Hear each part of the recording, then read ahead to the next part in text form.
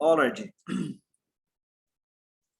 अच्छा, अगर हम इसको देखें गौर से तो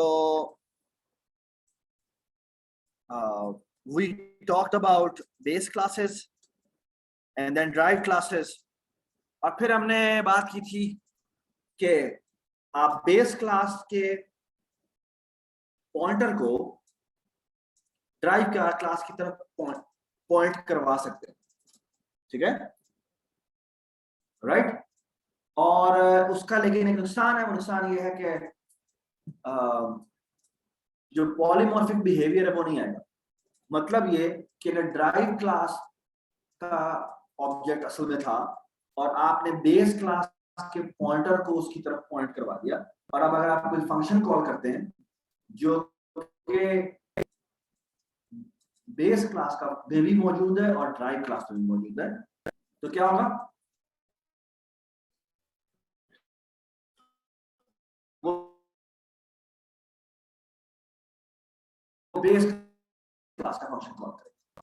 ओके, दैट्स द अच्छा नहीं, लेकिन एक हमें एडवांटेज हो गया है, और एडवांटेज ये है कि अगर हम बेस क्लास के का पॉइंटर लेते हैं, ठीक है, तो मजेदार बात यह है कि वो ड्राइव क्लास की तरफ पॉइंट कर सकता है, ठीक है, राइट। सो व्हाट इफ कि हम एक पॉइंटर ना लें बल्कि हम एक पॉइंटर्स की अरे लें, तो क्या होगा? ये ड्राइव 1 ये ड्राइव 2 की तरफ पॉइंट कर रहा है, ये ड्राइव 3 की तरफ पॉइंट कर रहा है, ये ड्राइव 4 की तरफ, तो एक अरे है लेकिन जो ऑब्जेक्ट्स हैं वो डिफरेंट है। That's a beautiful application, okay. और हमने इसकी एग्जांपल ली थी कि अगर ये बहुत अच्छी एग्जांपल इस सेंस में है कि एक्चुअली पेरेंट क्लास के थ्रू मैं जो ड्राइव क्लास है उनको होल्ड कर सकता हूं, okay. That was the very nice application, okay. अच्छा, लेकिन मसला यह है कि मैं सिर्फ होल्ड नहीं करना चाहता, मैंने तो उनको कॉल भी करना है, फंक्शन को कॉल भी करना है। तो उसके लिए जो हमारे पास एक हेल्प के लिए हमने जो यूज किया था वो था virtual functions, okay. We will going to see its internal detail in a while कि कैसे वर्चुअल फंक्शंस काम करते हैं। लेकिन वर्चुअल फंक्शन का एक फायदा क्या है अहमद, क्या मसला है?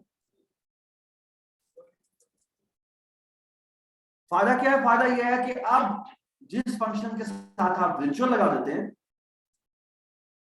अब अगर आप बेस क्लास का पॉइंटर लेते हैं और आप कोई ऐसा फंक्शन कॉल करते हैं जो कि बेस क्लास में भी मौजूद है और ड्राइव क्लास में भी मौजूद है, लेकिन वो वर्चुअल लिखा है, तो क्या होगा? कॉल जो होगा वो ड्राइव क्लास का होगा। Does it make sense? Okay, ये हमने देखा था कि वो हो रहा था, ओके। अच्छा, ये कैसे होता है ये हम आज आपको डिटेल बताएंगे, और आपके फाइनल एग्जाम में एक सवाल इसके ऊपर है कि ये कैसे करता है।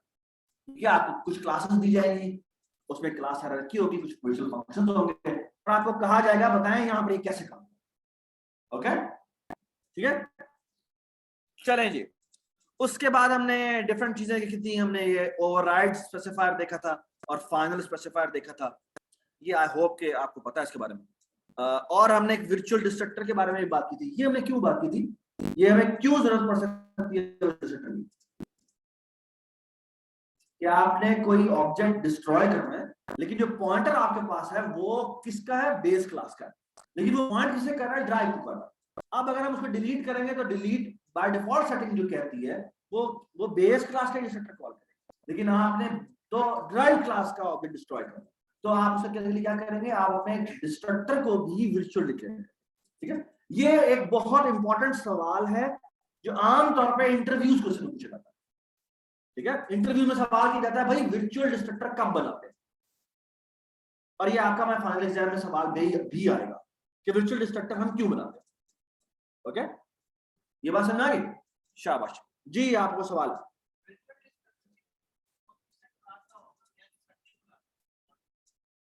वर्चुअल डिस्ट्रक्टर यूजुअली जो है हम ड्राइव आप बेस क्लास में कह देते हैं कि ये वर्चुअल है, ताकि बेस क्लास जो है वो ड्राइव में से जिसकी तरफ भी पॉइंट कर रही होगी, क्योंकि वो वर्चुअल डिक्लेयर है, तो अभी आपको समझ में आ जाएगी मैं क्या कह रहा हूं, ठीक है। ये जो पूरी कहानी है ना वर्चुअल वाली, ये अभी आपको थोड़ी देर में समझ में आ जाएगी, आपको ये सारे सवालों के जवाब मिल जाएंगे कि कैसे हैंडल हो रहा है। ऑलराइट जी। अच्छा, लास्ट क्लास में हमने एक बड़ी मजेदार चीज की थी, वो थी अर्ली बाइंडिंग और late binding. Can anybody answer me कि ये दोनों में फर्क क्या होता है? अर्ली बाइंडिंग क्या होती है? अर्ली बाइंडिंग होती है कि कंपाइल टाइम पे आपको पता है कि आपने कौन सा फंक्शन कॉल करना, ठीक है। And what is late binding? Late binding is कि आप एक इंस्ट्रक्शन के ऊपर जाएंगे और फंक्शन कॉल करने की कोशिश करेंगे, लेकिन आपको नहीं पता, कंपाइल टाइम पे नहीं पता होगा यहाँ पे फंक्शन कौन सा call, and that is being handled by function pointers. कौन से पॉइंटर्स? फंक्शन पॉइंटर्स, ठीक है, सही है। और वो कैसे हैंडल होते हैं? Let me give you another the summary of this.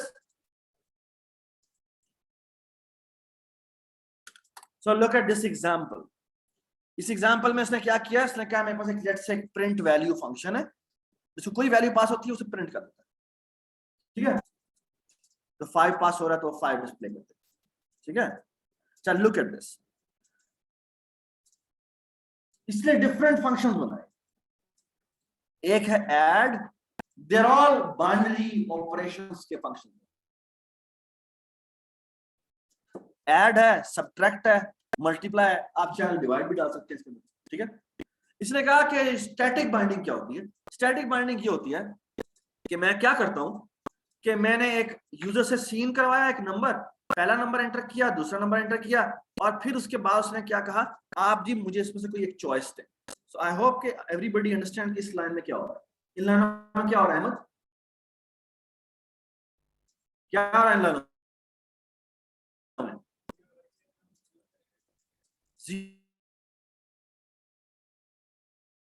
Zero का मतलब ऐड, का मतलब सब्ट्रैक्ट, टू का मतलब है मल्टीप्लाई, ओके। उसका मतलब क्या है? हाँ, ना तो उसने ऐड का है करने को, ना उसने सब्ट्रैक्ट का है, ना उसने मल्टीप्लाई का है। वो ये तीन ऑप्शन थी, तो आपने तीनों से तो बाहर नहीं जा सकते ना, तो इसलिए शायद दोबारा, इसको आपने रॉन्ग इनपुट दिया, ठीक है। उसके बाद उसने क्या किया? उसने एक रिजल्ट का वेरिएबल बनाया, ठीक है। लुक एट दिस, उसने कहा कि रिजल्ट का वेरिएबल बनाते हैं, इसको शुरू में उसने 0 से इनिशियलाइज किया। I hope everyone understand this memory initialisation list, okay. और उसने कहा रिजल्ट इज इक्वल टू, अगर केस की वैल्यू 0 है तो 0, आपको याद होगा 0 उसने क्या कहा था? ऐड, है ना। 1 सब्ट्रैक्ट था, और 2, तो इसने क्या कहा? इसने कहा अगर 0 है तो ऐड कॉल कर दो और ब्रेक कर दो, और अगर 1 है तो सब्ट्रैक्ट कॉल कर दो और ब्रेक कर दो, और 2 है तो मल्टीप्लाई कॉल करो और ब्रेक करो। This way of calling a function is called static binding. Static binding का क्या मतलब है? एक्चुअली बैक एंड पे क्या होता है? बैक एंड पे ये होता है, उसको पता है कि अगर लाइन नंबर 39 एग्जीक्यूट हुई तो यहां पर कौन सा फंक्शन कॉल होगा? सब्ट्रैक्ट कॉल होगा। अगर लाइन नंबर 39 कॉल हुई तो वो ऐड फंक्शन कॉल करेगा, अगर 40 कॉल हुई तो वो सब्ट्रैक्ट कॉल करेगा। यहां पर अगर वो 2 हुआ केस, यानी कि लाइन नंबर 41 एग्जीक्यूट हुई, तो उसे पता है कि मैंने कौन से एड्रेस पे जाना है, ओके। उसे एग्जैक्टली पता है कि मैंने कौन से एड्रेस पे जाना है। This is called static binding. Compile time पे हमें पता है कि इस लाइन पे उसने किस फंक्शन पे जाना। Everybody understand? Now look at this. So what we have done is, यहां पे हमने एक ऐड फंक्शन बनाया, और ये देखिए जी, ये हमने क्या कहा है? हमने कहा है कि हम एक फंक्शन पॉइंटर बना रहे हैं। हमने एक पॉइंटर बनाया, और ये आर्गुमेंट क्या बताता है? ये कहता है कि ये एक फंक्शन पॉइंटर है, और जिस फंक्शन को ये पॉइंट कर सकता है उसके अंदर 2 पैरामीटर जाने चाहिए। कौन कौन से? इंट और इंट। और उस फंक्शन की रिटर्न टाइप क्या होनी चाहिए? ये होनी चाहिए। और ये जो हमने फंक्शन पॉइंटर बनाया हुआ है, मुझे बताएं, ये पॉइंटर क्या ऐड की तरफ पॉइंट कर सकता है? कर सकता है। मल्टीप्लाई की तरफ कर सकता है? कर सकता है। सब्ट्रैक्ट की तरफ कर सकता है? कर सकता है। अच्छा, अगर मुझे बताएं, साथ ही मैंने एक ये भी बना दिया होता, फॉर एग्जाम्पल डबल, का नाम होता है डिवाइड। इसको भी इंटीजर x पास होता है और इसको भी इंटीजर y पास होता है। कैन यू टेल मी के इसी तरह की पॉइंटर पास कर सकता पॉइंट कर सकता है? नहीं कर सकता। क्यों नहीं कर सकता? क्योंकि इसकी रिटर्न टाइप डिफरेंट है, डबल है। अगर इसकी रिटर्न टाइप भी इंट होती तो ये पॉइंट कर सकता था। Does it make sense? शाबाश। Now the nice thing about this idea is के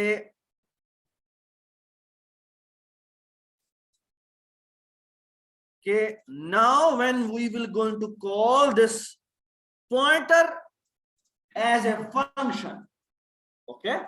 तो कंपाइल टाइम पे इसको नहीं पता कि मैंने यहां पे कौन सा फंक्शन कॉल करता, ठीक है? एग्जीक्यूशन टाइम पे इसको पता चलेगा मैंने यहां पे कौन सा फंक्शन कॉल। क्यों? क्योंकि जब वो इस लाइन पे आएगा तो उसे पता लगेगा कि इस पॉइंटर में किसका एड्रेस पड़ा हुआ है, ठीक है? शायद इस एग्जांपल में आपको नजर ना आए, आपको ये निचली एग्जांपल में दिखाऊंगा, यहां पे ज्यादा नजर आएगा। यहां पे इसने देखें 3 वही सेम कोड लिखा है, add subtract multiply. Now look at the difference.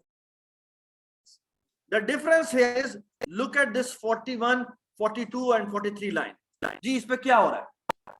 यहां पर फंक्शन कॉल नहीं हो रहा, यहां पर फंक्शन के नाम की असाइनमेंट हो रही है, जिसका मतलब है कि इस PFCN में जो भी पॉइंटर है जो कि फंक्शन की तरफ पॉइंट कर रहा है, इसमें किसी भी इन तीनों में से एक फंक्शन का एड्रेस आएगा। और यहां मुझे बताएं, यहां पे आप मुझे बता सकते हैं कि अगर मैं एग्जीक्यूट करूं before execution of the program कि यहां पे कौन सा 48 पे कौन सा फंक्शन कॉल होगा? नहीं बता सकते। क्यों?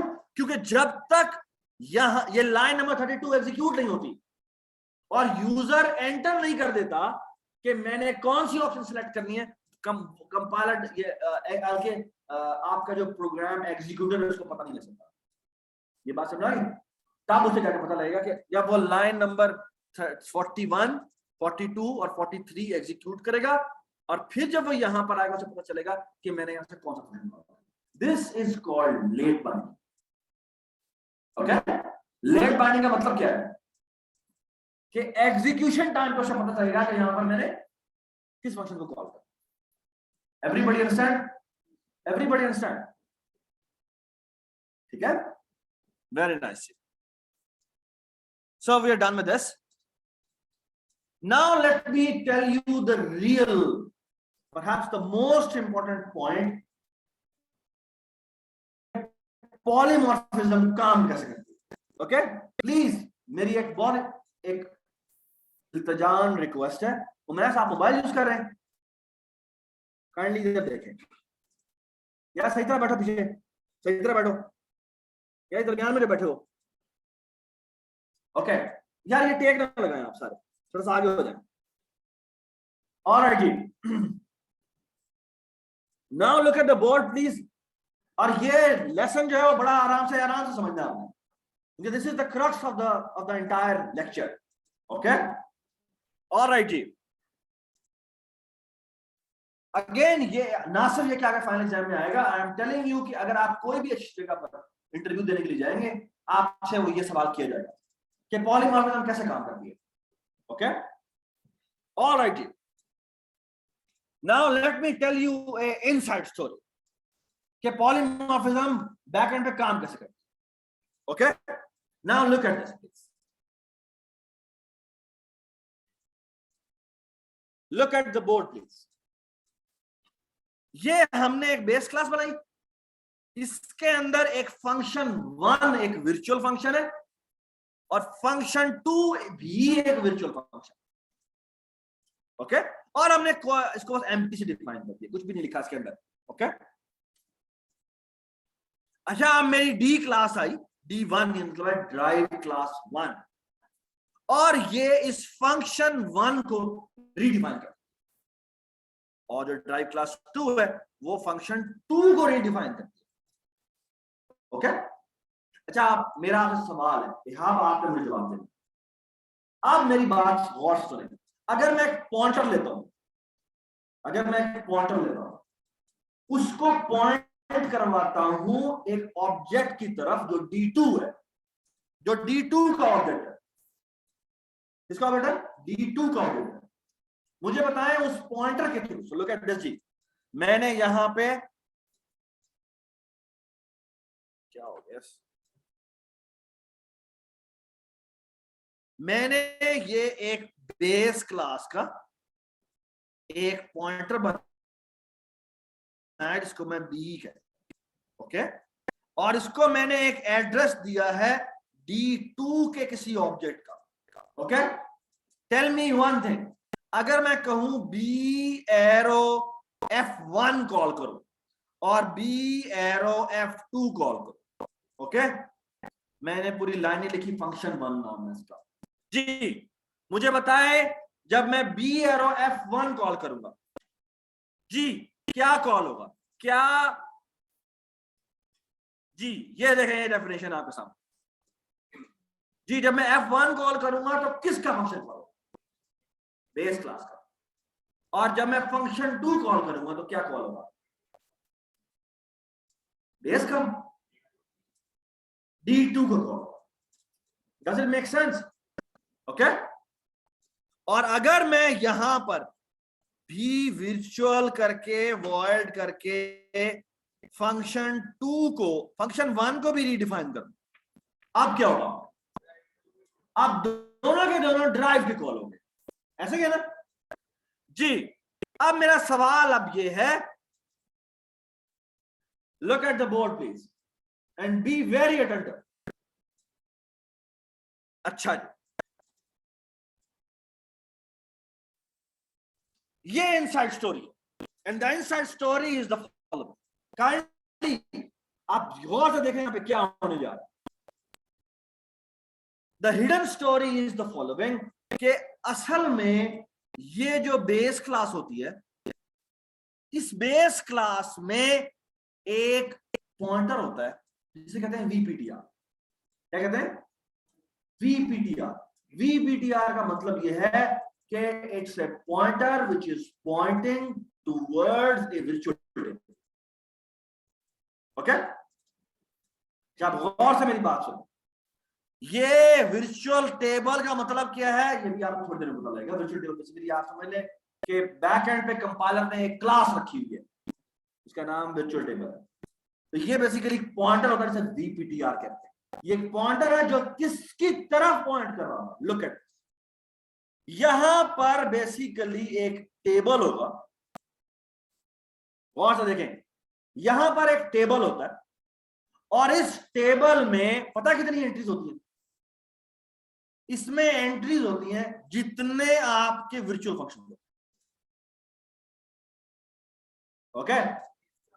जितने बेस क्लास में वर्चुअल फंक्शंस होंगे उतने इसके अंदर एंट्रीज होंगे। Everybody understand? Everybody understand? Now look at this. अच्छा, नाउ लुक एट दिस, ये VPTR सही है। अच्छा, होता क्या है, अगर कोई ऑब्जेक्ट है, अगर मैंने एक ऑब्जेक्ट बनाया है बेस क्लास का, किसका? बेस क्लास का, तो इस टेबल की जो एंट्रीज है उसमें यहां पर एंट्री होगी F1 की और यहां एंट्री होगी F2। कितनी एंट्रीज होगी इसके अंदर? जितने मेरे virtual function, non virtual function की एंट्रीज के अंदर नहीं होती। गौर से सुने, लेट्स से इस F1 का कोई एड्रेस है, let me call it 0x100, और इस फंक्शन 2 का भी कोई एड्रेस है, लेट्स से 0x200। असल में इस टेबल में क्या सेव होता है? गौर से सुने, सेव होता है 0x1, यहां स्टोर हुआ होता है 0x200। ये बात को बात समझ आ गई? अब मेरी बात गौर से सुने, आपको क्या कहा गया था? आपको कहा कि जब भी कोई ड्राइव क्लास बेस क्लास से इनहेरिट होती है तो क्या क्या चीज इनहेरिट कर लेती है। बेस क्लास के अंदर जो कुछ भी मौजूद होता है, एटलीस्ट जो एट्रीब्यूट लेवल पे मौजूद होता है, वो सारा का सारा इसके अंदर आ जाता है। You remember that. इसका मतलब है कि ये जो ड्राइव क्लास है इसके अंदर भी VPTR है। You all agree? But there is a slight difference, and that slight difference is the following. Actually क्या होता है, ये जो ड्राइव 2 है ना, अगर मैं ड्राइव 2 का ये D1 का कोई ऑब्जेक्ट बनाऊं तो इस D1 के अंदर बेसिकली एक छोटा सा पोर्शन है जो कि बेसिकली क्या है, बेस का पोर्शन। इसका मतलब है, और इसके अंदर भी ये VPTR की एंट्री होगी। कौन सी एंट्री होगी? VPTR की एंट्री होगी। The only difference is the following, कि जो बेस क्लास का जो VPTR है वो पॉइंट कर रहा होता है इसकी तरफ, इस टेबल की तरफ। इसका कोई एड्रेस होगा, लेट्स से मैं कहता हूं 0x050 कह देता हूं, तो आप बता सकते हैं इसके अंदर क्या स्टोर हुआ होगा? VPTR में 0x50 स्टोर हुआ होगा।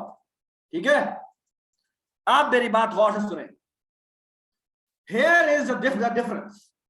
जो बेस जो ड्राइव क्लास का VPTR है, ड्राइव क्लास के अंदर भी एग्जैक्टली ये टेबल होता है, इसका अपना टेबल होता है। ओके, इसके अंदर भी उतनी ही एंट्रीज होगी जितने ड्राइव क्लास के अंदर वर्चुअल फंक्शन। ये बात समझ आ गई? और please count those functions as well जो कि पेरेंट की वजह से इसके अंदर आ रहे हैं। जिसका मतलब है कि इसके अंदर कितनी एंट्रीज होगी? 2 एंट्रीज होगी। 2 क्यों होगी? क्योंकि एक है फंक्शन 1 जो कि रीडिफाइंड हुआ है, और एक है फंक्शन 2। हाँ, अगर इसके अंदर फंक्शन 3 भी होता तो फिर इसके अंदर 3 एंट्रीज होती। जो फंक्शन रिप्लेस हुआ है उसकी एंट्री यहीं पर रिप्लेस हो, यानी कि लेट्स से इसका एड्रेस है 0x300। तो गौर से देखें क्या होगा। यहां पे फंक्शन 1 है, लेट मी इरेज दिस। इसका नाम है फंक्शन नंबर 1, फंक्शन नंबर 2, इसमें यह भी है क्योंकि फंक्शन 1 रीडिफाइन हो गया, तो इसके अंदर जो एड्रेस पड़ा होगा वो पड़ा होगा 0x300। और क्योंकि फंक्शन 2 रीडिफाइन नहीं हुआ तो यहां पे क्या एंट्री पड़ी होगी? 0x200। जिसका मतलब बेसिकली क्या है? ये बेसिकली यही वाला है। इसका मतलब है ये किसकी तरफ पॉइंट कर रहा होगा?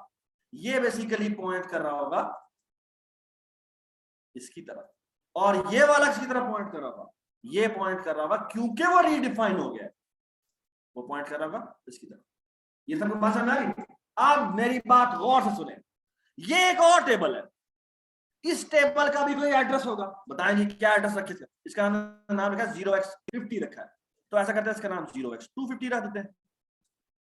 ठीक है, ठीक है। इसका मतलब है जो इस D1 के अंदर VPTR पड़ा हुआ है, इसके अंदर क्या एड्रेस पड़ा होगा? इसके अंदर एड्रेस पड़ा होगा 0x250। ठीक हो गया? अब मेरी बात गौर से सुन, गौर से मेरी बात सुन। Look at this. जिसका मतलब है यहां पे जो VPTR है उसमें क्या पड़ा हुआ है? 0x250 पड़ा हुआ है। ठीक है, अब मेरी बात गौर से सुन।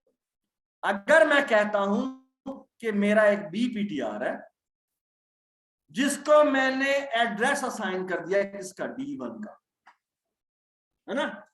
और अब मैंने कहा कि क्या करो, VPTR एरो F1 पे जाओ, तो क्या होगा? Let me change the colour, let me change green colour.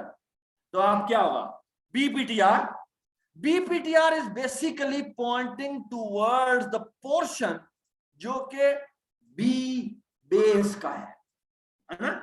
जब मैंने कहा F1 पे जाओ, ठीक है, F1 का मतलब है मैंने यहां से जाना है किसके पास, इस VPTR के पास, और इस VPTR में क्या पड़ा हुआ है, 0x250 पड़ा हुआ, और वो यहां से जाता है F1 के पास, क्या पड़ा हुआ है इसके अंदर, 0x300 पड़ा हुआ है, तो यहां से वो एंट्री उठा लेता है कि मैंने इस जगह जाना। और अब अगर हम कहते हैं कि VPTR एरो F2 पे जाओ, तो क्या होगा, ये अगेन यहीं पे जाएगा 250 के पास, यहां पे जाएगा, इससे F2 पे जाएगा, F2 में क्या एंट्री पड़ी हुई है, 0x200 पड़ी हुई है, which means it will going to access this function. ठीक है, this is the complete story how dynamic binding is happening. Why dynamic binding is happening? Because BPTR arrow F1 जब हम लिखते हैं तो BPTR में एग्जीक्यूशन के टाइम पर पता लगेगा कि BPTR जो है वो D1 के ऑब्जेक्ट को पॉइंट कर रहा है या वो D2 के ऑब्जेक्ट को पॉइंट कर रहा है। अगर वो D2 का ऑब्जेक्ट होगा तो D2 के ऑब्जेक्ट के लिए मुझे यहां पे दोबारा से एक तस्वीर बनानी पड़ेगी, और उसके करस्पॉन्डिंग भी एक V टेबल होगा, और उससे करस्पॉन्डिंग एक्सेस। ठीक है, अभी आपको मैं नीचे तस्वीर दिखाता हूं, उसने पूरी तस्वीर बनाई हुई है इसके बारे में। ठीक है, ठीक है, अच्छा मैं इसको क्या नाम है, मरियम, मैं इस इमेज को सेव कर रहा हूं, काइंडली इमेज भी आप शेयर कर दो। ठीक है, वैसे इसने जो तस्वीर बनाई है वो मेरे ख्याल में ज्यादा बेहतर है, but let me erase this. Kindly look at this, जब हम नीचे तस्वीर दिखाने लगे जो उसने अपनी बनाई है, लुक एट दिस।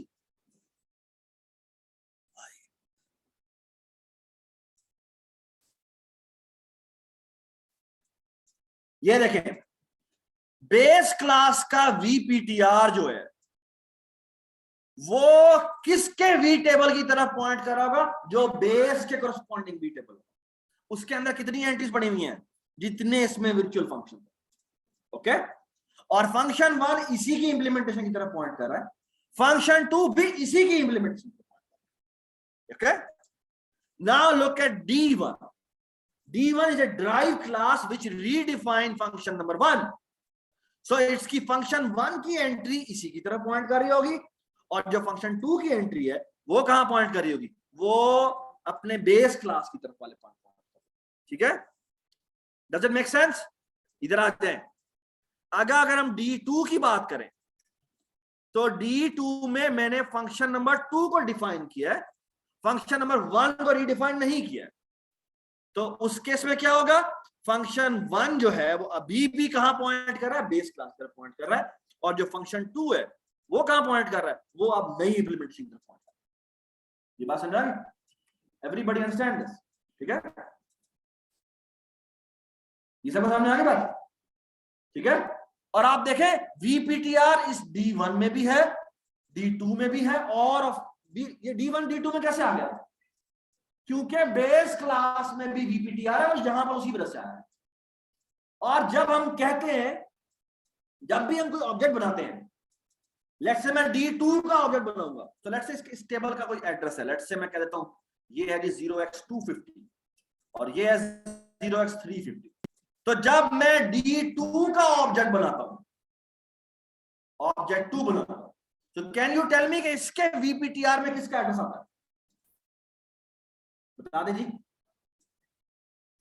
इसका जो यानी obj2 जो obj2 डॉट जो अंडरस्कोर VPTR है उसके अंदर क्या एड्रेस आया होगा, इसके अंदर आया होगा 350, 0x350।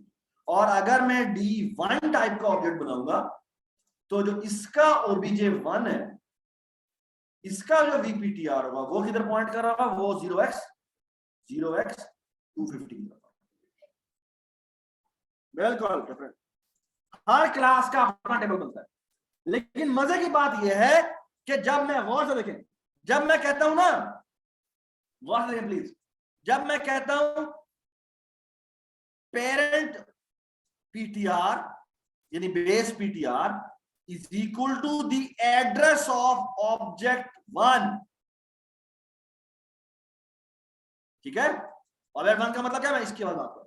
तो इसका मतलब ये है कि जब हम अब कहेंगे pptr एरो f1, तो ये क्या करेगा, ये इसके थ्रू हमारे तमाम वर्चुअल फंक्शन जो होते हैं वो इस टेबल के थ्रू से होके जाते हैं। तो एक बात समझ लें, जब भी हम ptr एरो f1 लिखते हैं, जब भी हम pptr एरो f1 लिखते हैं, तो ये ऑटोमेटिकली कन्वर्ट होता है इसके अंदर ptr arrow vptr arrow f1। ठीक है, ये बात समझा ना, ये चीज हिडन होती है।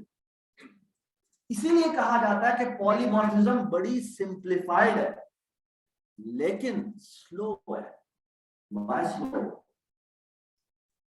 क्योंकि ये एक इंडायरेक्शन नहीं, ये डबल इंडायरेक्शन। क्यों? क्योंकि जब हम ptr एरो f1 करते हैं तो वो ptr एरो f1 नहीं करता, वो ptr arrow vptr arrow f1 पे जाता है। इसीलिए पॉलीमॉर्फिक फंक्शंस जितने भी हो, फंक्शंस कॉल जितनी भी होती हैं वो स्लो होती हैं। ओके, तो ये सवाल भी इंटरव्यूज वाले पूछते हैं, अगर बहुत टेक्निकल इंटरव्यू तो यार ये पॉलीमॉर्फिज्म स्लो क्यों होती है? Because there is a double indirection involve. हर कॉल जो वर्चुअल फंक्शन की कॉल होगी वो इस टेबल के थ्रू होके जाएगी। ठीक है, तो हर वर्चुअल फंक्शन की कॉल इस टेबल के थ्रू होकर पहुंचे। ये बात समझ आई? ठीक है, अच्छा मैं आपको सवाल बताता हूँ। लास्ट टाइम फाइनल एग्जाम में मैंने क्या सवाल दिया? सवाल ये दिया था कि आपने चेस बनाई है और चेस के अंदर आपने पॉलीमॉर्फिज्म पूरी इंप्लीमेंट किया, जो कि हम नेक्स्ट वीक में करेंगे। और आपको कहा यह गया था कि अपने पूरे चेस का वी टेबल बना। ठीक है, वी टेबल का मतलब है कि वो एक मेन फंक्शन था कि जब मैं ये कहता हूं ना कि वो इज लीगल कॉल करते हैं, तो इज लीगल कैसे डिसाइड। ओके, तो आपको उसका पूरे का पूरा वी टेबल बना के दिखाना था ऐसी तरह की बात। ठीक है, तो जितने भी आपके पीस की क्लास के अंदर फॉर एग्जांपल, जो कि हम नेक्स्ट क्लास में इंशाल्लाह डिसाइड करेंगे कि वो किस तरह से उसका वी टेबल बनेगा। ओके जी, ये साहब दोबारा बोलो। हाँ जी, मेरे ख्याल में वो जाके ना देख लीजिएगा, मुझे भूल जाता है हमेशा कि मेरे ख्याल में अगर आप वर्चुअल अब ना भी लिखे ना तो वो वर्चुअल किसी को नहीं, एक ही टेबल, एक ही टेबल। सॉरी, मेरे ख्याल में जितने भी इनहेरिटेड क्लासेस होती हैं उनमें वर्चुअल लिखना उसी फंक्शन के, अगर आप यार ये चेक कर लीजिएगा, मुझे भूल जाता है ठीक है, वो नीचे वर्चुअल लिखना जरूरी होता है या नहीं होता? एमन आपको याद है कि नीचे वाली क्लास में वर्चुअल लिखना जरूरी होता है या नहीं होता? ओवरराइड तो हम लिखते हैं, override is different. Override is कि मैं कह रहा हूं कि मेरा जो पिछला फंक्शन है उसी को मैं ओवरराइड कर रहा हूं, लेकिन वर्चुअल लिखना आई डोंट रिमेंबर कि वो जरूरी होता है नहीं होता।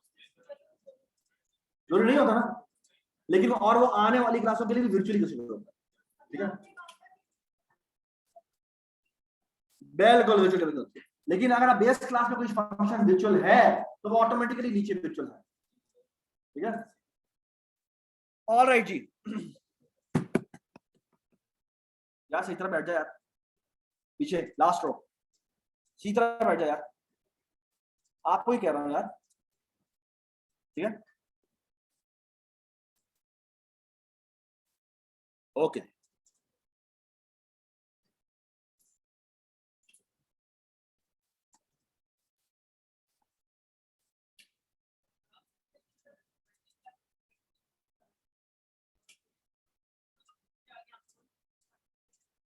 नहीं, वो वर्चुअल आप नया भी करें तो वो वर्चुअली चलाएगा।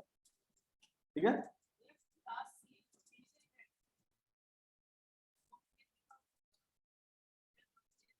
बेस की वजह से वो नीचे वर्चुअल में ही आ जाए। कंफर्म कर लीजिएगा, ये मुझे नहीं पता। ठीक है, बिल्कुल। और अगर मैं ओवरराइड ना लिखूं तो इट मेक सेंस ना कि अगर मैं ओवरराइड करता हूं तो नहीं, अगर मैं ओवरराइड नहीं करता तो वो वर्चुअल है, लेकिन ओवरराइड करता हूं तो फिर वो वर्चुअल क्या नहीं कहलाएगा? It doesn't make sense. या कंफर्म कर लीजिएगा कि नई वाली क्लास में क्या वर्चुअल में ना लिखूं तो क्या वो नॉन वर्चुअल फंक्शन बन जाता है? मेरे ख्याल में नहीं बनता। ठीक है, ऑलराइट जी। अच्छा, ये मैंने क्यों कहा है कि मुझे नहीं पता, क्योंकि एक तो ये कि मैंने कभी ट्राई नहीं किया, दूसरी बात है कि यूजुअली ऐसा होता नहीं। जब आप वर्चुअल बनाते हैं तो इसका मतलब ही है कि आप आने वाली क्लासों में उसका पॉलीमॉर्फिक बिहेवियर देखना चाहते हैं। अब आप ये मेरे ख्याल में यानी मुझे जावा का पता है, शिक्षा का पता है, वो तो कहते हैं भाई आप तो लिखो जाए, तुम अगर ओवरराइड नहीं लिखोगे तो हम तुम्हें ये फंक्शन बना, इस फंक्शन का नाम बनाने नहीं देंगे। ठीक है, ऑलराइट जी। अच्छा, अब छोटी छोटी कुछ चीजें जो आपको पता होनी चाहिए, अगेन फाइनल एग्जाम के तरह के एतबार से भी इंपॉर्टेंट है। अच्छा जी, काइंडली ये बड़ा गौर से देखिए, छोटी छोटी चीजें हैं लेकिन ये एक यानी ऑब्जेक्टिव टाइप में ना एग्जाम में आएंगी। ऑलराइट जी, लुक एट दिस। मेरे पास एक क्लास है जिसका नाम है base, and look at this, हमने ना एक फंक्शन बनाया है virtual int get value, इसको ना इक्वल टू 0 करना है। इक्वल टू 0 का मतलब क्या होता है? इसका मतलब है this is a pure virtual function. Pure virtual function क्या होता है? प्योर वर्चुअल फंक्शन की डेफिनेशन बड़ी सिंपल सी है कि वो ऐसा वर्चुअल फंक्शन जिसकी डिक्लेरेशन के बाद हम उसको इज इक्वल टू 0 करते हैं। ठीक है, अच्छा ये डिफाइन है। अच्छा, इसकी रिपरकशन क्या है? इसकी रिपरकशन ये होती है कि अब जो ये क्लास है ना, बेस क्लास, ये एक एब्स्ट्रैक्ट क्लास बन गई है। क्या बन गई है? इसे कहते हैं ये एक एब्स्ट्रैक्ट क्लास बन गई है। अच्छा, एब्स्ट्रैक्ट क्लास क्या होती है? एब्स्ट्रैक्ट क्लास होती है जिसका कभी ऑब्जेक्ट नहीं बनता। जैसे मैं आपसे सवाल करता हूं एनिमल क्लास, अब एनिमल क्लास का ऑब्जेक्ट बनना चाहिए? नहीं बनना चाहिए। आप कैट का बना सकते हैं, आप डॉग का बना सकते हैं, और एनिमल क्लास का ऑब्जेक्ट नहीं बनना चाहिए। ये बात समझ? इसी तरह से पूछता हूं कि आपने अभी वो क्लास हायरार्की की होगी, वो जो 2D 3D, 2D का कभी भी ऑब्जेक्ट बनना चाहिए? नहीं बनना चाहिए। हाँ, ट्रायंगल का बनना चाहिए, रेक्टेंगल का बनना चाहिए, पॉलीगॉन का बनना चाहिए, क्या पैरेललोग्राम का बनना चाहिए, लेकिन 2D शेप का नहीं बनना चाहिए, है ना? तो ऐसी क्लास जिसके अंदर जिसका कभी ऑब्जेक्ट की जरूरत ना पड़े। ठीक है, लेकिन वो हमें फिर अच्छा अगर ऑब्जेक्ट नहीं बनेगा तो उसकी जरूरत क्यों है? क्योंकि what do we want? There exists a polymorphic behavior in a number of classes. There exist so many classes जिनके अंदर polymorphic behavior है, उसको हम होल्ड करना चाहते हैं। ये बात समझ? So usually जो इस तरह की क्लासेस होती है ना, जिनको हम एब्स्ट्रैक्ट क्लासेस कहते हैं, वो सबसे एंड में डिफाइन होती है। ठीक है, अगर आप बहुत अच्छे डिजाइनर बन गए तो फिर आप ये जल्दी फिगर आउट कर लेंगे। ओके, यार तुम मोबाइल यूज कर रहे हो, आप मोबाइल यूज कर रहे हैं यार, तुम घर वालों को समझा लो यार, यार प्लीज बस कर दो यार।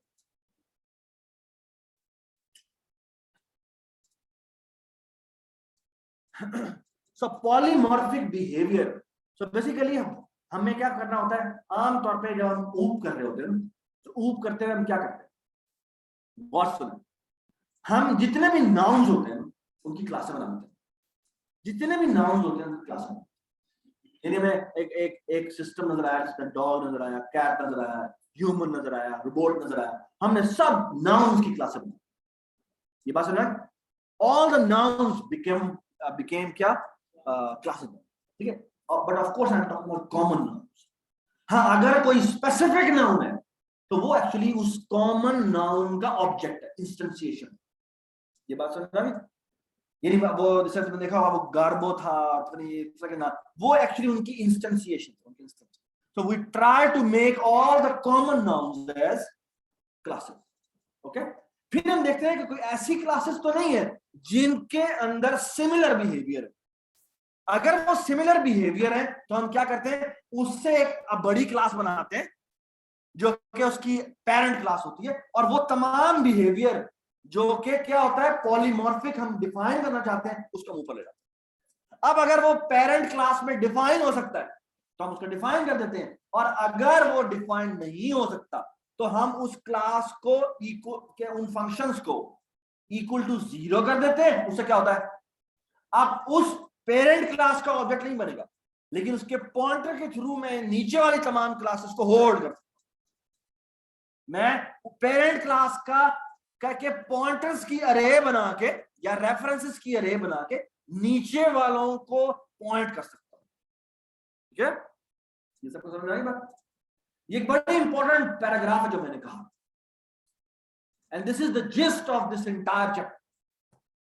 Okay, so I hope you understand कि एब्स्ट्रैक्ट क्लासेस सबसे एंड में फिगर आउट। ठीक है, सही है, और वो बहुत सिंप्लीफाई कर देती चीजों को। Okay, so what is a base class? Base class के लिए बड़ी इंपॉर्टेंट चीज ये है कि उसके अंदर एक फंक्शन होगा जो कि वर्चुअल फंक्शन होगा, और उसकी वैल्यू उसको हम इक्वल टू 0 कर दें। जैसे इक्वल टू 0 करेंगे, अब आप इस क्लास का ऑब्जेक्ट नहीं बना सकते। Look at the following example. इसमें क्या किया, तो दो फंक्शंस वर्चुअल बनाए। ठीक है, यहां पर सॉरी ये गलती क्यों है, क्योंकि उसने वर्चुअल नहीं लिखा। एम नहीं किसी फंक्शन को 0 कर सकते हैं, आपको वर्चुअल बनाना जरूरी होता है। ठीक है जी, लुक एट दिस। आपको याद है ये एनिमल की क्लास हमने बनाई थी, उसके अंदर ये जो स्पीक है, इसके अंदर हमने एनिमल के स्पीक के अंदर हमने question mark question mark question mark लिखा। क्यों लिखा है क्वेश्चन मार्क? क्योंकि हम डिफाइन नहीं कर सकते एनिमल लेवल पे। तो वो फंक्शन जो कि पेरेंट लेवल पे डिफाइन ना हो सके, उसको हमें प्योर वर्चुअल बना देना चाहिए। ये बात समझ आई? अभी गौर से मेरी बात सुनिएगा। यहां पे उसने कैट की क्लास बनाई और कैट की क्लास में स्पीक को रीडिफाइन कर दिया। ठीक है, सिमिलरली इसने डॉग की क्लास बनाई और स्पीक को रीडिफाइन कर दिया। ठीक है अब्दुल रहमान जी, डिफॉल्ट मतलब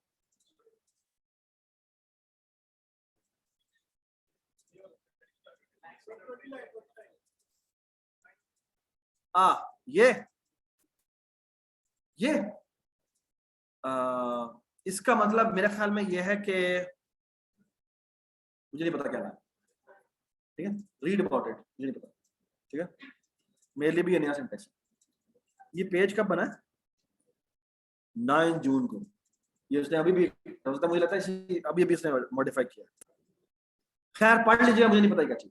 ठीक है, मेरा ख्याल है इसका मतलब ये है कभी भी एनिमल का डिस्ट्रक्टर कॉल नहीं होता। ठीक है, ऑलराइट जी, लुक एट दिस। सो नीचे उसने, अच्छा आप थोड़ा सा देखें इसने क्या किया है। Can you see the difference between this class and the previous class जिसने कैट और डॉग की बनाई थी? अब इसने काओ क्लास बनाई और काओ क्लास को इनहेरिट किया, उसके स्पीक को रीडिफाइन करना भूल गया, और यहां इसने काओ क्लास का एक ऑब्जेक्ट बनाया। Can you tell me what could be a problem? यार आप बताएं, आप बताएं, आप बताएं जी, अजमत के साथ बैठा हूं। What's the problem? अजमत क्या मसला हो सकता है? मेरी पेरेंट क्लास थी, उसमें एक फंक्शन था जो कि प्योर वर्चुअल फंक्शन था, मैं उसको रीडिफाइन करना भूल गया। इसका मतलब क्या है? क्या बेटा एक और बात गौर सुने, जो जो इक्वल टू 0 फंक्शंस होते हैं ना, उनको डिफाइन करना जरूरी है ही नहीं। यानी उनको आप डिफाइन ना करें, दैट इज परफेक्टली फाइन। सिर्फ prototype is also equal to 0 का दिस वाला डेफिनेशन है ही नहीं। और नीचे वाली जो क्लास थी ड्राई क्लास, उसमें भी आपने डिफाइन नहीं किया जी। अब अगर डिफाइन नहीं किया तो वो फंक्शन आपकी क्लास में भी आ गया और एज ए प्योर वर्चुअल आ गया, उसका भी ऑब्जेक्ट नहीं बन सकता। एक्सलेंट, मेरा नाम क्या बेटा? हाँ, शाबाश। तो ये यहां पर देखें, ये एरर देखें, वो कहेगा कि एक मिनट,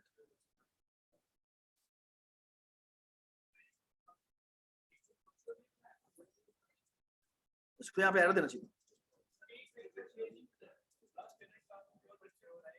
बनाया नहीं था। ओ सॉरी, वहां पे प्योर वर्चुअल बनाया नहीं था। अगर वो प्योर वर्चुअल मेरे ख्याल में भी नीचे दिखाएगा, अगर मैं इसको प्योर वर्चुअल बना देता तो वो अभी तो ये पुराने वाला ही कॉल करे। लेकिन आप देखें, अब अगर मैं इसको प्योर वर्चुअल बना दूं, ठीक है, और अब अगर मैं डिफाइन करना भूल जाऊं तो वो कहेगा जी मैं तुम्हें नहीं बनाने दूंगा इसको। कह रहा यू कैन नॉट इंस्टेंशिएट का object because it is a pure virtual class, okay, because it is an abstract class, it is an abstract class, ठीक है। You cannot instantiate an object of an abstract class, ठीक है, सही है, शाबाश। So kindly आप काव को रीडिफाइन करें, ठीक है। अच्छा, अब एक छोटी सी बात और है। अच्छा, ऐसा भी हो सकता है कि आपने प्योर वर्चुअल फंक्शन बनाया हो और उसकी डेफिनेशन भी दे दी, ठीक है, आप दे सकते हैं, ठीक है।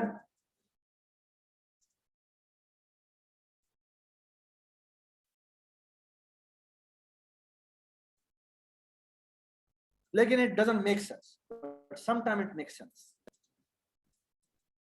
ठीक है।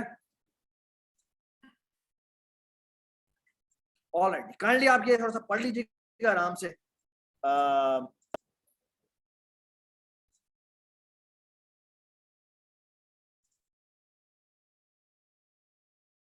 I hope you will read this, और ये ड्रैगन फ्लाई वाले एग्जांपल आप समझ लीजिएगा। उसने उसको रीडिफाइन किया है लेकिन इक्वल टू जीरो नहीं किया, ओके। अच्छा, नाउ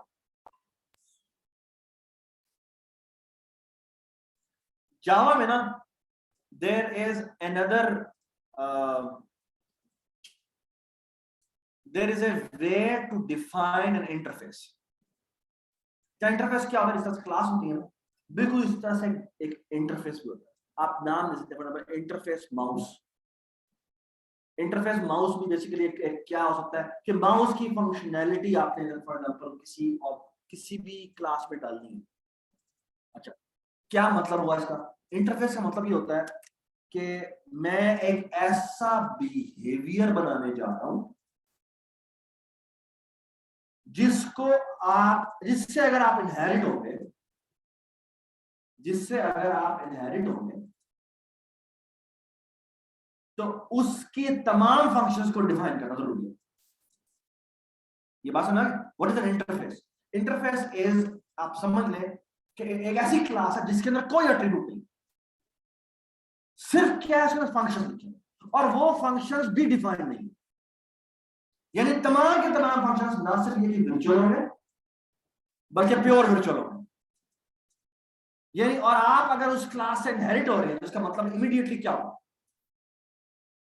कि आपको उनके तमाम फंक्शंस को जाके क्या करना पड़ेगा? रीडिफाइन करना पड़ेगा, ओवरराइड करना पड़ेगा। ये बात समझ आई? That class is called interface. Java में तो आप बकायदा इंटरफेस का नाम लिख के बना सकते हैं। C++ में इंटरफेस का कोई सिंटैक्स नहीं होता। The way to implement is कि आप एक क्लास लिखें, उसके अंदर तमाम वर्चुअल फंक्शंस लिखें, सबको इक्वल टू 0 करें, ठीक है। तो ये आपका क्या बन जाएगा? आपका इंटरफेस। ये समझ में आ गया बात? और आप क्यों ये करना चाह सकते हैं? फॉर एग्जाम्पल मैं कहता हूं कि मेरी कोई भी कार है, मैं कार का एक इंटरफेस डिफाइन करना चाहता हूं। वो क्या है कि भाई कार के अंदर स्टीयरिंग होना चाहिए, कार के अंदर ब्रेक होनी चाहिए, कार के अंदर एक्सेलरेटर होना चाहिए, कार के अंदर गियर होना चाहिए। ये बात भाई, ये ओवरऑल मैंने एक एब्स्ट्रैक्ट पिक्चर बना दी है और मैंने कहा आप कोई भी कार बनेगी वो इसको डिफाइन करेगी। तो मैं कहूंगा कोई भी मैं नई कार बना लूंगा, जैसे BMW कार बना लूंगा, तो मैं कहूंगा BMW inherits from this interface. और इस इंटरफेस का मतलब है कि मुझे उसके अंदर मौजूद तमाम फंक्शंस को जाके रीडिफाइन करना। इसे समझ में आ रहा है? दिस इज कॉल्ड इंटरफेस, ठीक है। C++ में इंटरफेस का कोई अलग सिंटैक्स नहीं होगा। आप एक क्लास बना सकते हैं जिसके अंदर तमाम के तमाम फंक्शंस आपने बना दें जो कि क्या होंगे? Pure virtual, okay. जावा में या C# में आप इंटरफेस का सिंटैक्स यूज करें। आप कह सकते हैं जैसा क्लास आप नाम लिखते हैं तो आप लिखेंगे इंटरफेस, आगे मैंने लेट्स से बहुत सारे इंटरफेस जावा ने आपको इंप्लीमेंट करके दिए हुए हैं। इंप्लीमेंट करने का मतलब यह है कि उन्होंने कहा है कि अगर मैं लेट्स से कोई अगर कोई बटन लेट्स से चेस्ट बनाता हूं, उस चेस्ट में मैं कहता हूं कि मेरा जो सेल है वो माउस को इंप्लीमेंट करता है।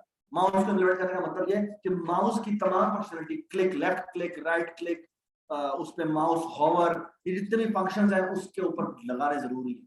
वो आपको सारे फंक्शंस रीडिफाइन करते हैं। बेशक उसके अंदर एम्प्टी लिख दें, लेकिन आपको फिर उनको डिफाइन करना जरूरी है। एम्प्टी लिखने का मतलब क्या है कि मैंने कुछ नहीं किया लेकिन मुझे डिफाइन जरूर करना पड़ेगा, क्योंकि अगर मैं डिफाइन नहीं करूंगा तो मैं खुद भी इंटरफेस, मैं खुद भी एक प्योर वर्चुअल वो फंक्शन प्योर वर्चुअल तौर पे आ जाएगा, मैं इसका ऑब्जेक्ट बन सकता। ये बात सुना, ठीक है।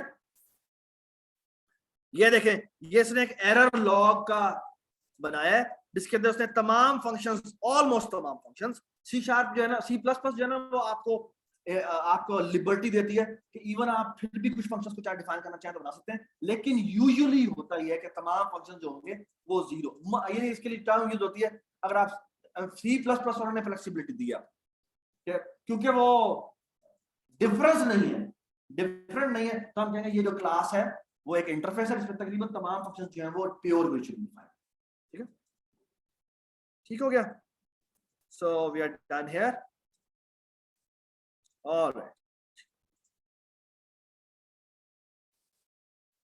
The diamond problem.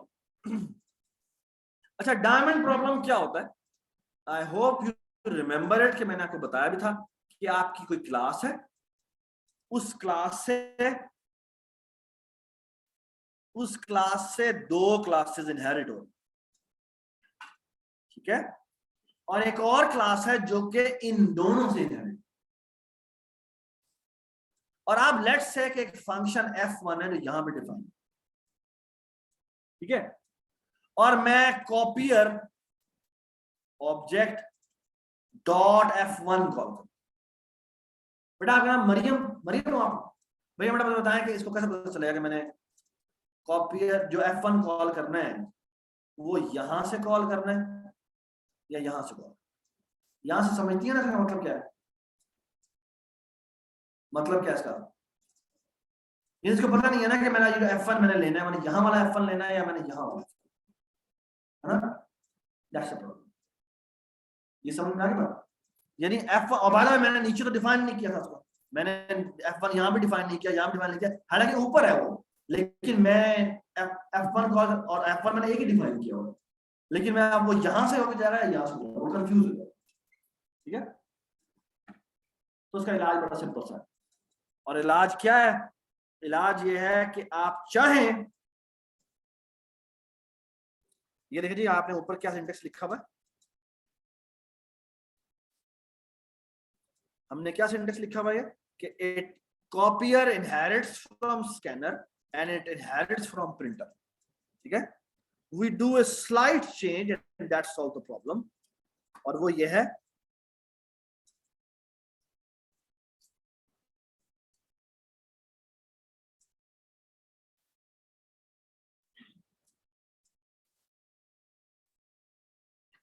look at this here.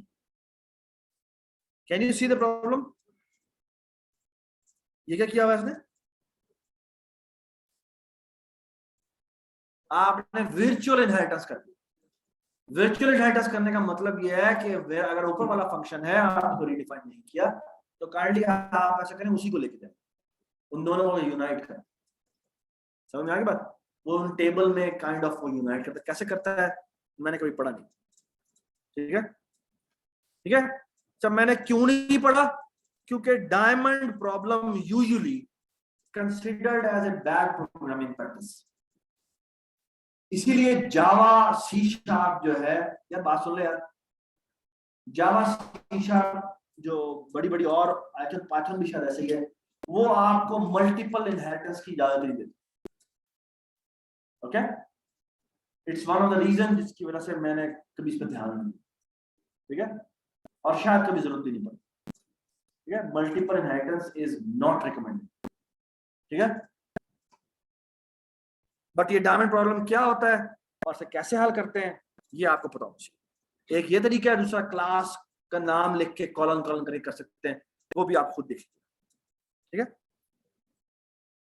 ये एग्जाम के पॉइंट ऑफ व्यू से या क्विज के पॉइंट ऑफ व्यू से बड़ा इंपॉर्टेंट है, जो कि कह रहा हूँ ऑब्जेक्टिव टाइप। ठीक है, या आप खुद पढ़ लीजिएगा। ऑब्जेक्ट स्लाइसिंग का मैं बता चुका हूं। क्या थी object slicing?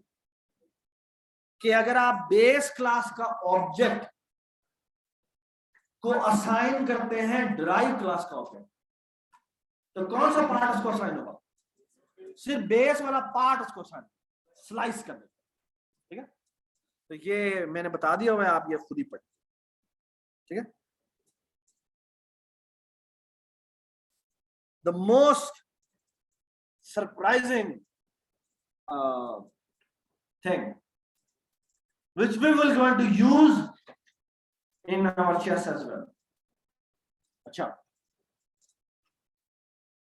it's called dynamic casting. So dynamic casting, there are two things. One is called static casting and the other is called dynamic casting. ये C++ में बड़ी डाटी समझी जाती है, और क्या फर्क है आपको पता होना चाहिए। अच्छा, पहले मैं आपको स्टैटिक कास्टिंग के बारे में बताऊं। स्टैटिक कास्टिंग तो आपने बहुत दफा की हो। For example look at this जी, मेरे पास एक पॉइंटर है PTR। ठीक है, वो बेस का पॉइंटर है, समथिंग लाइक दैट। ठीक है, बेस का पॉइंटर है तो इसका मतलब क्या है कि वो किसी एक पार्ट की तरफ पॉइंट कर रहा है, ऐसी है। ठीक है, लेट्स से वो BPTR है। ठीक है, और मैं सिर्फ एक काम करता हूं कि मैं BPTR ये लेके ये लिख देता हूं, ड्राइव्ड वन पॉइंटर। इसका मतलब पता क्या मतलब? पूछो पूछो। थर्ड 1 2 3, हाँ जी, क्या मतलब हुआ उसका आपके ख्याल में? मैंने क्या कहा? मैंने कहा जो बेस का पॉइंटर तुम्हारे पास है उसको तुम क्या कर दो, बता दो यार, क्या लिखा हुआ है यार, जोर से बोलो यार, ये लिखा हुआ नजर नहीं आ रहा, नजर नहीं आ रहा, ये लिखा हुआ है तो पढ़ दो। ड्राइव्ड पॉइंटर, बिलाल क्या मतलब उसका?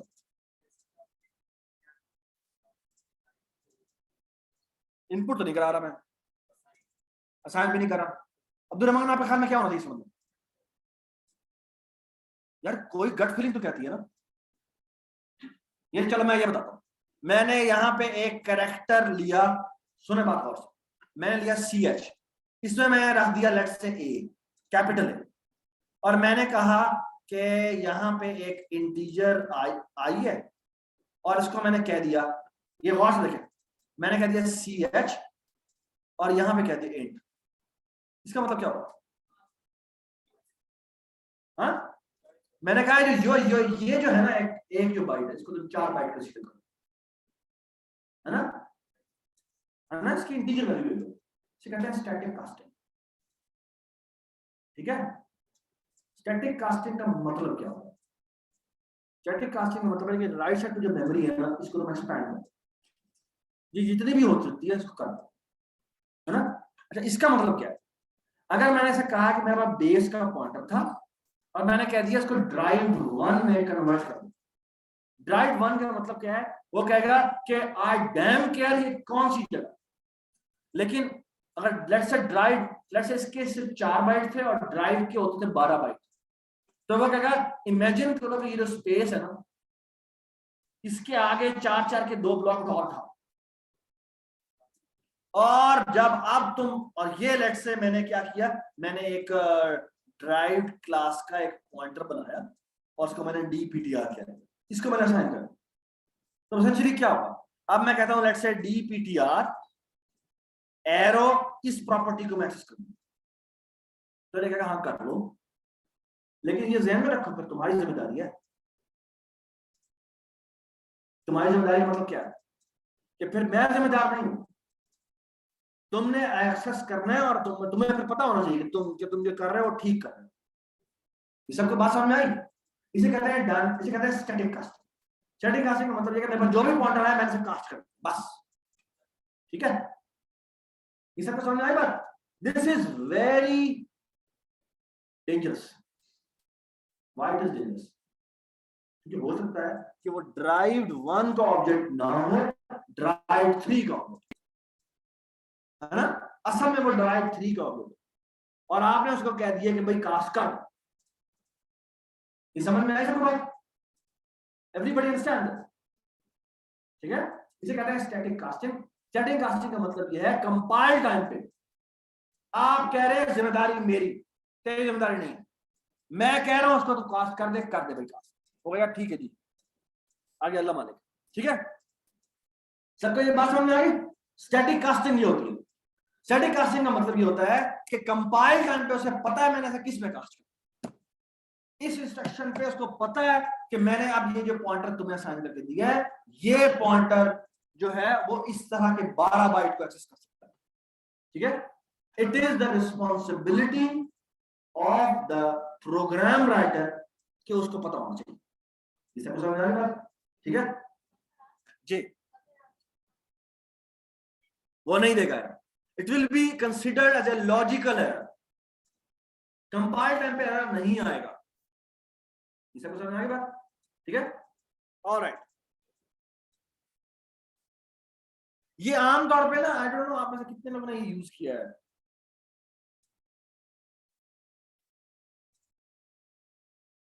ये void pointer. You know what is void? Void का क्या मतलब होता है?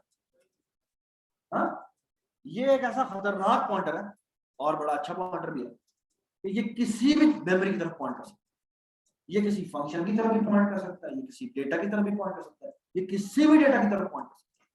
लेकिन इसकी तरफ अगर आप इसको अगर आपने पॉइंट करवा दिया, then it's a problem. Why it's a problem? हाँ, आपको पता नहीं लगेगा, आप डी रेफरेंस नहीं कर सकते। वी ये जो वॉइड पॉइंटर है ना, वॉइड पॉइंटर को डी रेफरेंस नहीं कर सकते। यानी अगर मैं ये लिखूं ना, ये यहां पे जाके ये करने की कोशिश कर तो वो आएगा जा, ठीक है? ये मैं नहीं कर सकता। क्यों नहीं कर सकता? क्योंकि उसे नहीं पता कि ये 8 PTR है। 8 PTR होगा तो 4 बाइट उठाएगा, अगर डबल होगा तो 8 उठाएगा, कैरेक्टर होगा तो 1 उठाएगा, इसको पता ही नहीं है। तो हमेशा याद रखें कि वी वॉइड पॉइंटर को यूज करने से पहले इसको दोबारा कास्ट करना और वो स्टैटिक कास्टिंग होती है। स्टैटिक हमेशा स्टैटिक कास्टिंग, ठीक है? हमेशा static casting. By the way इस वॉइड पॉइंटर को तुम किसी भी क्लास की तरफ पॉइंट करवा, पर्सन की क्लास की तरफ, इंट की तरफ, जिस तरह मर्जी करवा भाई, ये पॉइंट करना शुरू हो गया, उसके बाद आप डी रेफरेंस नहीं कर सकते।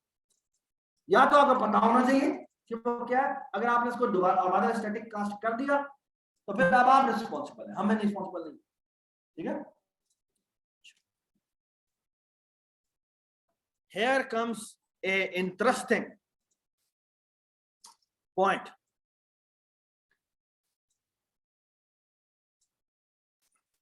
ये देखें जी, मैंने बेस क्लास बनाई, ड्राइव क्लास बनाई,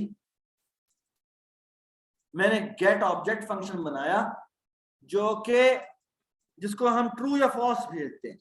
अगर हम फॉल्स भेजें तो वो बेस का ऑब्जेक्ट रिटर्न करता है, और अगर हम ट्रू भेजें तो वो क्या रिटर्न करता है? ड्राइव का ऑब्जेक्ट बना के न्यू से उसका पॉइंटर रिटर्न कर देता है। ठीक है?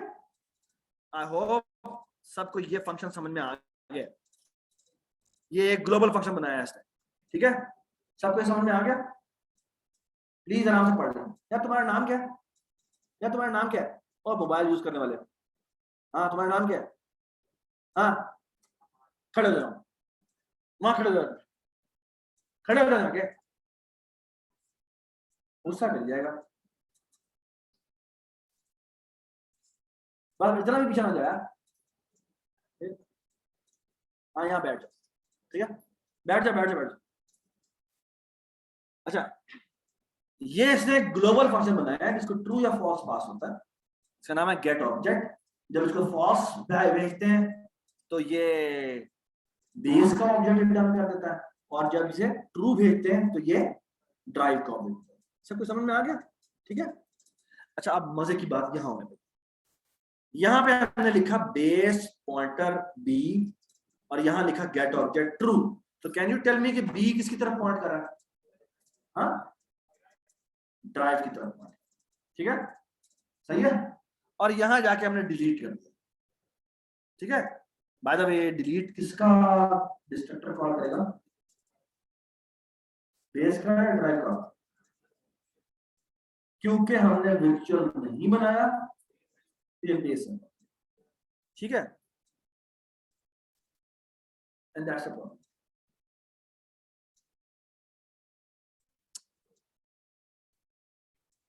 Here is the solution. The solution is the following. आप एक काम करें, आप यहां पे लिखें base static B get object true. जी, बी किसी तरह पॉइंट कर रहा है? ड्राइव। लेकिन हमें तो नहीं पता। अब लेट्स से मैं उसके काफी नीचे जाने के बाद बी को चेक करना चाहता हूं, तो बी तो हमें तो नहीं पता बी ड्राइव की तरफ पॉइंट कर रहा है या बेस की तरफ पॉइंट कर रहा है। ठीक है,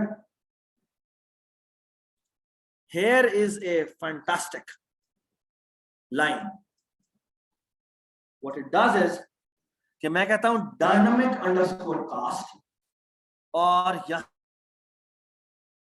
ड्राइव पॉइंटर और यहां लिखता हूं बी और यहां लिखता हूं ड्राइव पॉइंटर डी। ठीक है, अच्छा मजे की बात, ये लाइन क्या करती है? ये लाइन जो एड्रेस आपने पास किया या तो वही एड्रेस रिटर्न करेगी या वो नल बिट याद करेगी। ओके, कब वो नल बिट याद रिटर्न करेगी? जब आपने जो ऑब्जेक्ट जिस पॉइंटर में कास्ट करने के लिए कहा है, अगर वो उस पॉइंटर में कास्ट कर सकता है, लीगली कर सकता है, तो फिर ये इसको कर देगा और वही एड्रेस रिटर्न कर देगा। अदरवाइज डायनामिक अंडरस्कोर कास्ट नल रिटर्न करेगा। नल का मतलब क्या है? कि भाई ये कन्वर्जन नहीं हो सकता। ये समझ आई बात? Everybody understand? Everybody understand? Sorry, नहीं, मेरे ख्याल में अवॉइड नहीं कर सकता। ये क्लास हायरार्की में यूज कर सकता, वर्ड में मैं कभी यूज नहीं किया। ठीक है, देखिएगा, मैं कभी पढ़ा भी नहीं सीखा। ठीक है,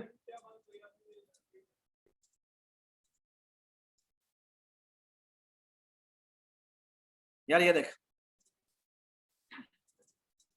ये तेरे पास एक 20 बेस टाइप का पॉइंटर है बीपीटीआर। ठीक है, इसको ना मैं एफ रैंडम असाइन कर देता हूं। ठीक है, अच्छा एफ रैंडम क्या करता है? एफ रैंडम मेरा एक फंक्शन है जो कि ना बेस टाइप का पॉइंटर रिटर्न करता है और इसका नाम है जी एफ रैंड। और ये करता है एक रैंडम नंबर जनरेट करता है। लेट्स से एक रैंडम नंबर जनरेट किया और इसका मॉड ले लिया 3 के साथ। ठीक है, इसको हम आर कर देते हैं, ऑटो आर कर देते हैं। यहां पे हम लिखते हैं अगर आर की वैल्यू डबल इक्वल टू 0 है तो ना ये क्या करता है? ये रिटर्न करता है न्यू और बेस क्लास का ऑब्जेक्ट रिटर्न। हाँ जी, एल्स इफ अगर आर की वैल्यू 1 है तो ये ड्राइव 1 का ऑब्जेक्ट रिटर्न कर देता है और उसके एल्स में ये ड्राइव 2 का ऑब्जेक्ट। ठीक है, अब मुझे एक बात बता कि ये जो बीपीटीआर है, मैंने ये कहा is equal to F rand. अब मुझे तो नहीं पता कि इसमें कौन सा ऑब्जेक्ट है, लेकिन मैं वो फिगर आउट करना चाहता हूं। क्या क्लास हायरार्की मुझे हेल्प कर सकती है? एंड द आंसर इज कैसे? कि मैं एक तरीके से फिगर आउट कर सकता हूं और वो ये है कि मैं करूंगा इफ, ये गौर से देखें, बल्कि मैं यूं करूंगा, मैं कहता हूं derived 1 static D1 BTR is equal to, यहां मैं लिखूंगा डायनामिक अंडरस्कोर कास्ट, ये वाली होती है लेस देन का साइन होता है, और यहां लिखते हैं हम वही ड्राइव्ड वन पॉइंटर और यहाँ पे आप क्या कहते हैं बीपीटीआर। आप या तो इस D1 PTR को नल असाइन होगा या जो बीपीटीआर में पड़ा हुआ है वही असाइन होगा। अगर नल असाइन हुआ है इसका मतलब है कि जो बीपीटीआर है वो ड्राइव्ड वन का ऑब्जेक्ट नहीं है। ये बात समझ आई? हाँ, अगर वो ड्राइव्ड वन का ऑब्जेक्ट है तो ये यही एड्रेस रिटर्न कर। ये बात समझ आई? और आपको पता होना चाहिए कि हमेशा जब भी हम किसी क्लास से इनहेरिट करते हैं तो जो ड्राइव क्लास के ऑब्जेक्ट का एड्रेस होता है वही उसके पेरेंट का एड्रेस होता है जो उसके अंदर कंपोज होता है। ठीक है ना? तो इट्स ए लीगल एड्रेस। इसे को समझ आ गई बात? ठीक है? इसकी एप्लीकेशन बड़ी खूबसूरत एप्लीकेशन है। चेस बना रहे हैं, ठीक है? चेस बनाते हुए आपको अब हमारे पास तो पीसेस के पॉइंटर पड़े हुए है ना, उसमें से कुछ पॉइंटर्स होंगे या नल होंगे। नल का मतलब है वहां पे स्पेस है, यानी वो बोर्ड पे कोई पीस नहीं पड़ा। ये तो चलो समझ में आ गया। लेकिन हमारे पास एक 2D अरे है, उसमें पॉइंटर्स पड़े हुए हैं, ठीक है? हर एड्रेस या वो नल है या वो नॉन नल है, लेकिन मेरे पास तो बेस के पॉइंटर पड़े हुए हैं। बेस का मतलब है पीस क्लास के पॉइंटर पड़े हुए हैं, है ना, जो कि हम नेक्स्ट क्लास में बताएंगे। अच्छा, मेरे सवाल है, अगर मैंने किंग ढूंढना, बाय द वे किंग ढूंढने की कहां जरूरत पड़ सकती है? चेकमेट में चेक से रिलेटेड जितने भी काम हैं, how can I find king? कैसे करें? मैं हर पॉइंट पे जाऊंगा, उसको किंग में कास्ट करूंगा। अगर वो नहीं है, अगर वो नल रिटर्न करता है, इसका मतलब क्या है? इसका मतलब है कि वो किंग है ना। कितनी खूबसूरत एप्लीकेशन, ठीक है? डायनामिक कास्ट की बेहतरीन किस्म की। एक और तरीके से भी हम किंग को फाइंड आउट करेंगे, लेकिन दिस इज वन वे, ठीक है? ये समझ में आ गई सबको? डायनामिक कास्टिंग समझ आ गई? अच्छा, ये सवाल अक्सर इंटरव्यू में पूछा जाता है कि डायनामिक कास्टिंग की कोई एग्जांपल बता, और ये बड़ी जबरदस्त एग्जांपल है जो हमने दी और बड़ी जबरदस्त एप्लीकेशन है, ठीक है? कि रन टाइम पे मैंने फिगर आउट करना है कि मैं तो बेस क्लास के ऊपर पॉइंट कर रहा हूं। अगर मैंने फिगर आउट करना है कि मैं किस ऑब्जेक्ट करूंगा, तो मैं कैसे फिगर आउट करूं? यानी मैं अगर बेस क्लास का मेरा होल्डर है और मैंने ड्राइव क्लास की मेरी 70 जो है ना वो होता कि मेरी क्लासेस थी, और ये कोई बड़ी बुरी बात नहीं है, क्योंकि आप जब गेम खेल रहे होते हैं तो गेम खेलते हुए आपके पास बहुत सारे वेपन्स होते हैं, और उसमें कोई बड़ी बात नहीं है कि आपके 70 तरह के वेपन। ये बड़ी जो आर्केड गेम है, मैं आम सी बात। तो आपने अगर फिगर आउट करना है कि मेरी कौन सी वाला, मैं इस वक्त मेरे पास वेपन है, कौन सा वाला weapon, so all I have to do is I have to cast through every possibility. ये समझ आ जाएगा? And you should also figure out कि इट विल बी स्लो, है ना? ये समझ आएगा? इसीलिए बहुत से जो गेमर्स है ना, वो कहते हैं कि भाई ऊप इज नॉट द आइडिया, ऊप is a fantastic idea in terms of abstraction, खूबसूरत चीज, लेकिन इट्स वेरी स्लो। ओके, ये बात है। So in abstract sometimes actually there is always a fight between the two. One type of software engineers are जो कहते हैं जी abstract चीजों में बात करो, ओके? लेकिन एब्स्ट्रैक्ट चीजों का नुकसान क्या है? नुकसान ये है कि फायदा बहुत बड़ा है, ये है कि आपकी चीजें क्लीन हो जाती हैं, लेकिन नुकसान क्या है? नुकसान ये है कि फिर आप बहुत कुछ लूज करते हैं। The most important thing you lose is efficiency. ये बात सुना है? ठीक है? सो हमने डायनामिक कास्टिंग कर ली,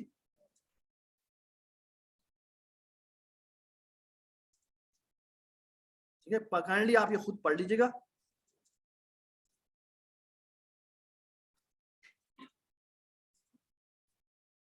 और ये जो ऑपरेटर ओवरलोडिंग की चीजें ये भी आप खुद पढ़, ठीक है? अच्छा जी, इसके एंड में एक 18वें चैप्टर में एक क्विज है, और ये क्विज आज ड्यू है, ठीक है? आप लोगों ने करना क्या है कि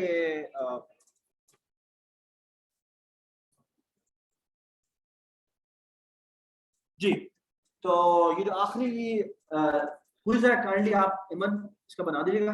तो जितने भी सवाल हैं बारी बारी डाल दीजिएगा। अच्छा, इनके क्विज के फायदा यह है कि इसमें सॉल्यूशन भी दिए हुए हैं, तो kindly please read the chapter and then solve the quiz. Okay, आप वो कॉपी पेस्ट भी कर सकते हैं, लेकिन उसका उसमें आपका नुकसान है। ठीक है, ठीक है। So we are done with this chapter and we are done with the entire outline. हमने कुछ चीजें मिस की हैं जिसमें एक टेम्पलेट्स नहीं किया, उसकी वजह मैंने नहीं की क्योंकि मैं अगली दफा डेटा स्ट्रक्चर नहीं पढ़ा रहा हूँ, तो I will start from templates. ठीक है, और उसमें एक चीज और है, वो ये कि एक हमने एक्सेप्शनल हैंडलिंग थोड़ी सी तो की थी। अगर हमें आलसी के अगर थोड़ा टाइम मुझे मिला तो मैं शायद आधा घंटा सिखाने के लिए। ठीक है,